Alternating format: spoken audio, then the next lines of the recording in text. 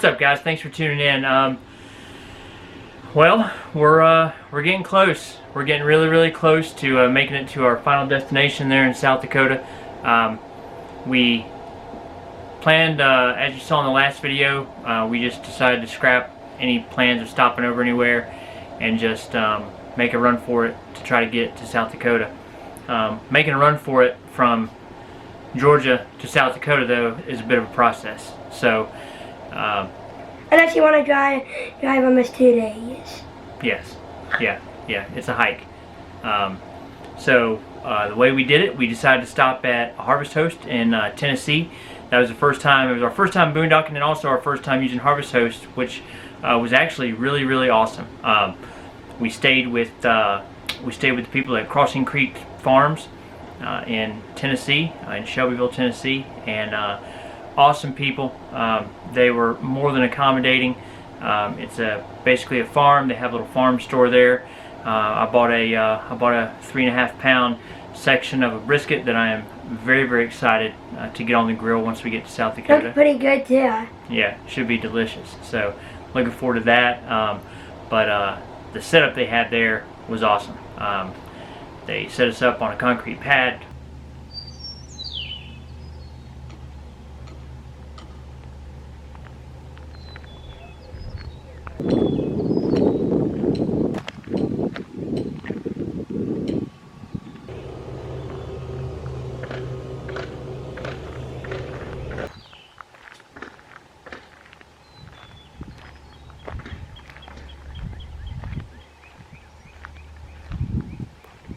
We could have opted to have hookups. They have hookups there at that same site that they offer for an additional fee. But you know, we really wanted to try out the boondocking because I wanted to use our solar panel that we have, our portable solar panel. Use it, actually use the stuff inside the fifth wheel, see how the batteries were going to hold up, see what kind of runtime we were going to get out of it, using everything the way we normally would. And I'm really glad we did. The weather was beautiful, so there was no issue with needing the AC or anything like that. But batteries held up great. We used everything that we would normally use. Solar panel worked out great. I mean, everything just, I couldn't have been happier with the way the battery system performed, you know, during that trip. So once we left the spot there at the Harvest Host in Shelbyville, Tennessee, we decided to shoot up to Illinois. It's a state we haven't been to yet, so Dylan was excited to stay there and mark that state off on our map. So we kind of started looking, of course, you know, kind of what we've been doing for private RV parks. We started looking at Passport America. Erica hopped on there, and Erica found us a fantastic little spot, Illinois. Had good reviews. Yeah, $17 is little overpaying for that spot. So I'm not going to dog on the place much because, number one, we were very grateful that they were still open and that we had somewhere to stay that night. It was full hookup. It was $17.50. So, but that being said, yeah, it was a little rough. And it was just mostly outdated, and your biggest complaint was probably the sewer hookup. The hookups, yes. Yeah. Well, the water and all the hookup. The water hookup. The water hookup was underground, like in a. It looked like a meter box. So you take the lid off the box, and down in the hole was the water spigot, which was weird to hook up because it was in the ground, and it was kind of hard to get the angle on your hose to hook up. The sewer connection was like 10 inches above the ground. Sometimes when you're not familiar with an area and you're trying to stay places on the cheap, sometimes you win some, sometimes you lose some. This is not a luxury resort by any means. It's far from a state park feel, but it did the job for us. I can't really complain too much about it.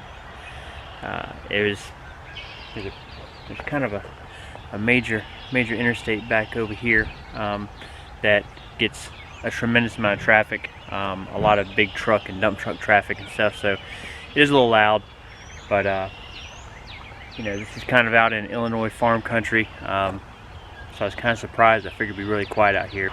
The biggest issue is just kind of the way the hookups are. I mean, that seems a bit high to try to hook your sewer up to. So I mean, it's not the best place I've ever stayed by any means, but it was $17 for a full hookup site for the night. So not gonna complain. We haven't seen anyone as far as coming in contact with anybody. We've been in contact with absolutely no one. Booked it, paid for it over the phone. We arrived. There's a little map up by the office door that shows where our site was. So no need for us to see or talk to anybody. I did make a run to the local Walmart here yesterday, and it seemed like they were doing a good job. They had it pretty much narrowed down to one door in, one door out. They were keeping track of the number of people in, number of people out. It was not packed out by any means. Plenty of room for people to stay apart from each other. I did see them wiping down the carts, so I mean, it makes you feel a little better, you know, knowing that that they're trying to do their part to keep the virus from spreading any more than, you know, it already has. I mean, it's just a fact of life. You're going to have to go to the store, especially when you live in an RV. You can't stockpile a whole bunch of stuff. We don't have a ton of freezer space, so you know, going to the store is inevitable. We've tried to limit those trips obviously as much as possible. Right now, the way we kind of have it set up, I'm going into the store, I go in, I get what we need to get out, and then of course when I get out, hand sanitizer, wash your hands, not trying to touch your face, you know, all the things to try to stay safe, and we've done good so far. So for now, we are getting ready to pack it up here. We are off to Missouri. So, you know, like I said, sometimes you win some, sometimes you lose some with old Passport America, but overall, can't complain too much. So, like I said, you know, and yeah, it was outdated. Again, you know, not gonna dog on it a whole lot. It was inexpensive, inexpensive for Passport America. You know, $17 is great, but if we would have been paying full price, that would have been a, you know, a $35 a night site, and it's probably not a $35 a night site. No. It's mostly full-time stationary people at that park. They had one little small loop with about 8 or 9 sites that were for, they call it their weekender loop. So. And I think the biggest thing is that, like you said, we were just happy that we had a place to stay that was still taking people in during this time, and it wasn't like we felt unsafe there, so it was fine for a one-nighter. From there, we decided to shoot over to Missouri.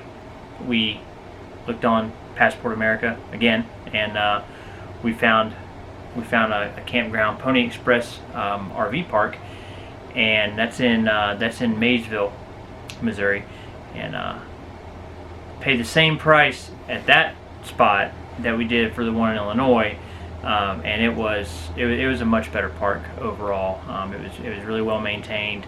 The site that we were at was not very level side to side, but we had to use a carpet and blocks and blocks. Yeah, we had to make some makeshift blocks to put under the steps because they were about 10 inches off the ground. I want to call it 10 inches, maybe. The base of the steps, the feet of the steps were about 10 inches off the ground. Yeah. So we made some makeshift blocks to get that all propped up. But as far as the connection, I mean, the sewer connections were in a great spot. The electric was fine.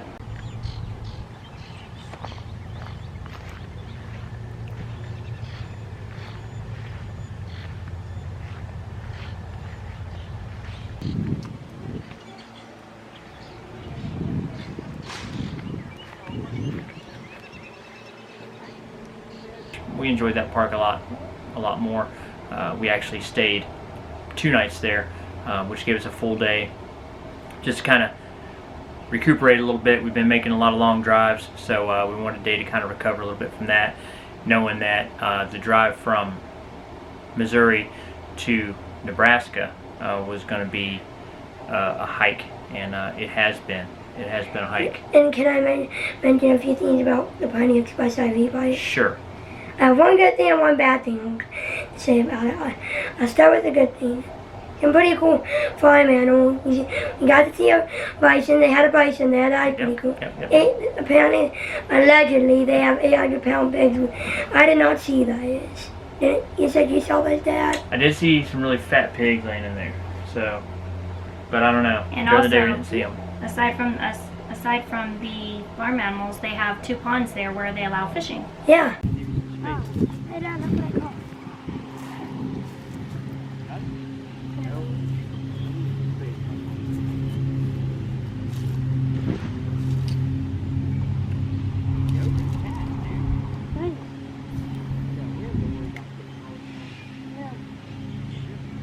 So we tried to go do a little fishing when And they that had disc golf not far from there. That was a really fun course. Yep. When the fishing didn't work out, we decided to go check out a local disc golf course, which was awesome. 9-hole disc golf course that they had there in a park downtown. There was nobody there, so we were there all by ourselves, which made it nice. So we enjoyed doing that. Apparently, I don't know if it's just the farms or what. This is about for America and Harvest Toast. News off-leash dogs. And we had to pick up the pace a little bit when we come back from the finals. This dog was about, I would say, a corgi size maybe. It wasn't a corgi, but it was about a corgi size. We had to pick up the pace a little. Right. I don't know if it's just the farms or what. I think it's just farms. I think they just let dogs run around on farms. That's what they do. That's what they do, bud. And But apparently, at least they're friendly dogs. At least they're not aggressive or... Yeah, they were friendly. They didn't bother us though. They Yeah. didn't bother us at all, right? Yeah. So we got up early this morning and packed it in and started to make the trek toward Nebraska. So we had 2 options. We could have went straight north out of Missouri through Iowa into the eastern side of South Dakota and then cut across to the western side of South Dakota where we ultimately are going to end up. But we decided to go up and shoot across Nebraska. Again, Dylan loves marking off states, as we travel through them, and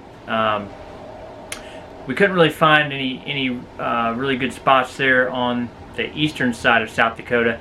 They don't have a whole lot of coronavirus cases in South Dakota right now. COVID-19. Yep. But the ones they do have are more concentrated on the eastern side of South Dakota. So that, coupled with not really being able to find a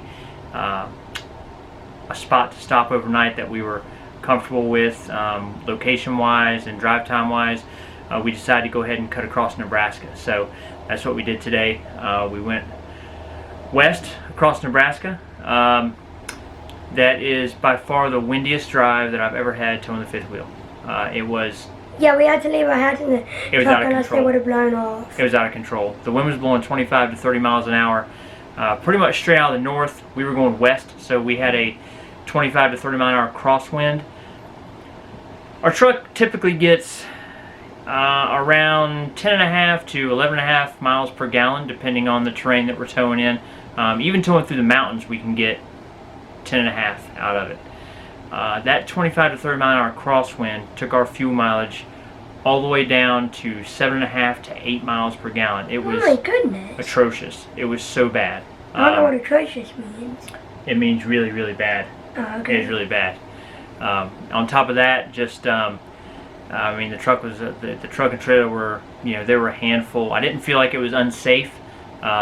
She thought it was unsafe. We just had to slow down, go a little slower, which obviously made the trip take a little bit longer. I mean, the speed limit on I-80 through Nebraska is 75 miles an hour, and we were nowhere even remotely close to that. We were running around 60 miles an hour on that trip all the way across. So the benefit was Nebraska has cheap diesel, so that's the least they can do for you. And the $2. Yes, that's the least they can do for you since they kill your fuel mileage with all their crazy high winds. So, so we made it to North Platte, Nebraska. We are at Holiday RV Park. It's a great little stopover. It had great reviews. This one's not a Passport America. We couldn't find a Passport America park around this area. So we went ahead and stopped here. And we put in about 380 miles today, which is plenty. I'm good. This park is right off the highway, and it was conveniently located for a couple of quick errands that we needed to make, so it worked out perfect for tonight. Yep. So Erica placed a Walmart pickup order with the local Walmart here, which is only a little over a half mile away from the RV park. So we put in a time to pick that up, which worked out great. Our truck was beyond filthy dirty, so we ran down and got the truck washed. We picked up our Walmart pickup order, and they actually had everything in stock that we wanted, which that's the first time that's happened in quite some time. So maybe that's a good sign. But we got all that done, and that's pretty much where we're at. We're going to get some dinner going here shortly, and we're going to get up early in the morning, and we're going to be out of here. Headed into Costa. And we will end tomorrow in the Black Hills of South Dakota. So we're super excited about that. Cannot wait to bring you guys some footage of that. Yep, Dylan, what else do you want to say? So I have something to say about good things say about Nebraska. One thing about Nebraska, one Go thing ahead. about if you live near Lincoln, Nebraska, those trees are pretty good. So it's Christmas time. Those trees look like they would make good Christmas trees. Yep, we saw tons of Christmas trees going through Lincoln, Nebraska. And what I'm super excited about out in South Dakota is snow. Can't wait for the snow. Yes. In the spring we're going to be staying at 7 inches. So my video will probably be uploaded a few days later after this one is uploaded. Make sure you go to down Florida to see some more footage on that. I hope you guys enjoyed this video. Make sure to leave a like and subscribe and follow us on Instagram and Facebook and Pinterest and keep you outdoors. Bye guys. All right.